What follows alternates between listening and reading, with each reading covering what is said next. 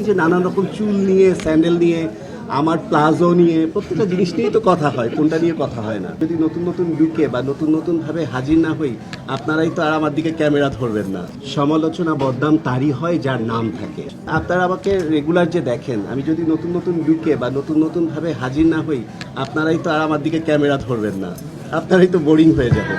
তো ডেফিনেটলি আমার তো নতুন নতুন লুক দিতেই হবে। এটা তো আমি এই নতুন লুকের জন্যই তো আজকে অ্যাডপ্টার।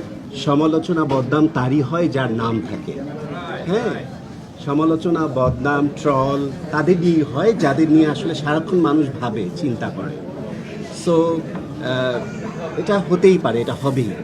আর আপনারা যে বলেন, এই যে ট্রল বলেন বা এই যে সমালোচনা বলেন বা এই যে নানান রকম চুল নিয়ে, স্যান্ডেল নিয়ে, আমার প্লাজো নিয়ে, প্রত্যেকটা জিনিস নিয়েই তো কথা হয়, কোনটা নিয়ে কথা হয় না।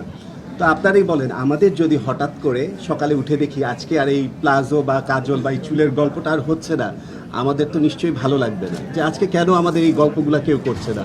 So it's a part of journey.